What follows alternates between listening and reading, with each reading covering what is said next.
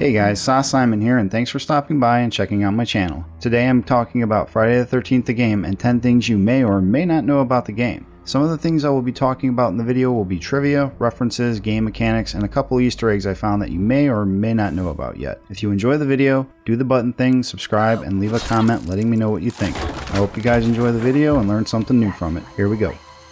Hunt them down and make them pay.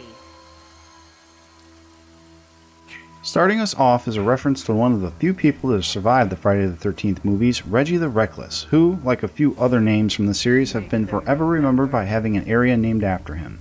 On the Pinehurst map to the far west and bottom left corner of the map, you can find Reckless Ridge. This area is developers paying homage to actor Shavar Ross for his role in the film and his portrayal of the character. Always a cool reference from the developers when choosing to name areas in the game after certain characters or actors. Similar areas were added to other maps such as Hotter's Path, Pamela's Pass, and Shelley's Path to name a few. Now if you go to Reckless Ridge, you can find a house located there. This house belonged to Ethel and her dumb son Junior. The inside of the house contains a minor callback to the movie, which is Ethel's cooking. According to her, it's the best damn stew in the world, as evidenced by... Ain't I make the best goddamn stew in the whole wide world? Best goddamn stew in the whole wide world, man. Yeah.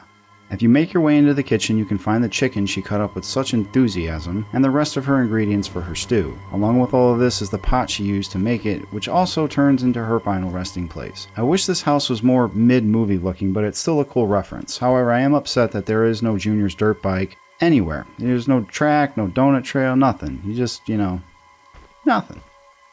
Leaving Ethel's house, you want to head directly east toward the trees and bushes. Once you make your way between her house and the other side of the road on the map, you will find a small clearing with a blanket laid out. On this blanket is a pair of jeans that Tina wore before she had her sex with Eddie. But yeah, this spot is the area in the movie where they had their sex romp and Tina meets her end at the hands of Roy Shears. Funny enough, this was the only person in the movie to actually be killed by the shears that Roy uses as his main weapon in the game. However, it is possible he killed Reggie's grandpa the same way because he had wounds similar to hers, but it happened off camera, so no one can say for sure. Another minor piece of trivia for you, the actress that played Tina in the film was a Playboy bunny and her real life last name was actually Voorhees, one of the few things that helped her get the part. If you go to the main house on the Pinehurst map and make your way to the office portion of the house, and I use that term loosely, on the desk of this office you can find a folder that is open. This is the medical record of Tommy Jarvis from Unger Institute when he first arrives at Pinehurst. If you can recall the scene from the movie, the boss man, Matt, opens it as he talks to Pam about Tommy. It's hard to make out in the film, but the information on the page is about some of the issues Tommy has and some of the medications he is on to help deal with those problems. Looking at this picture from the film and then a picture of the folder on the desk, you can tell the similarities between the two, the outline of the folder, the lines of the paper itself, and also some Easter egg in the end. Heading upstairs in the main house, you can find the rooms of some of the kids from the nut house. First stop is Tommy's room. In here, if you go to the closet, you can find the rubber spider Reggie used to first introduce himself to Tommy. Knowing what we know now, this kid is lucky he didn't get the shit beat out of him like Eddie. A simple but cool callback again to Reggie the Reckless.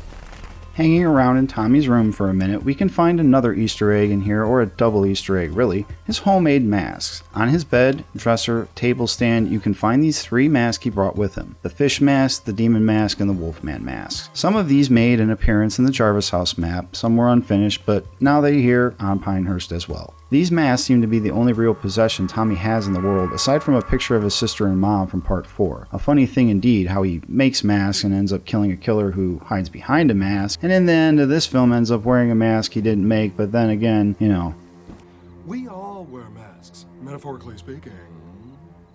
Across the hall from Tommy's room, you can find Violet's room. Violet was the goth chick from part 5. This room was one of the rooms that was used in the game's trailer for the map reveal due to the iconic scene from the film of Jason sneaking up on her while she does her goth robot, weird ass dance. In the end, it didn't matter though. If only Violet would have let Joey help her with the laundry, she might not have died in this terrible looking room.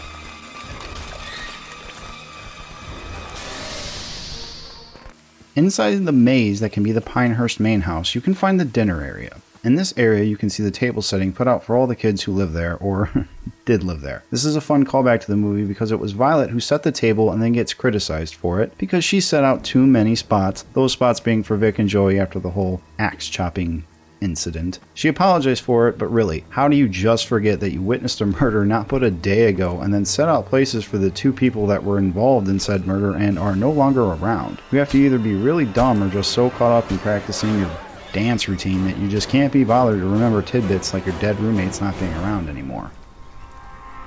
Bitch.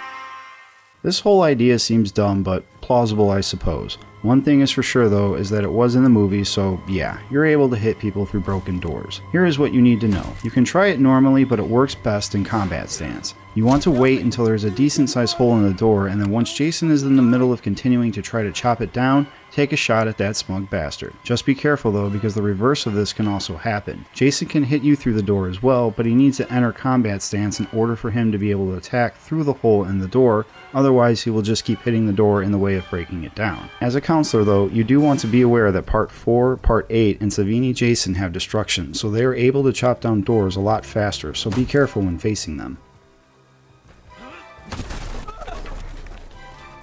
This is a nice piece of information that I don't think many people know just yet. Jason is able to run while you are checking out the map.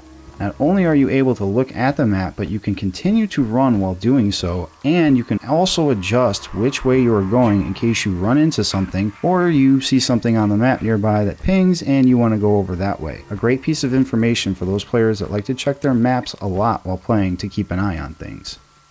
Well guys, that's all I got for you on this one. I hope you all enjoyed the video and learned a couple things you didn't know about the game. Hopefully with all the recent setbacks that they're having with, Paranoia on hold and then, no new updates until whatever dedicated servers come out. Hopefully the community can survive long enough for this game to keep going and thrive because it is a really fun game. Alright, thanks for watching and see you next time.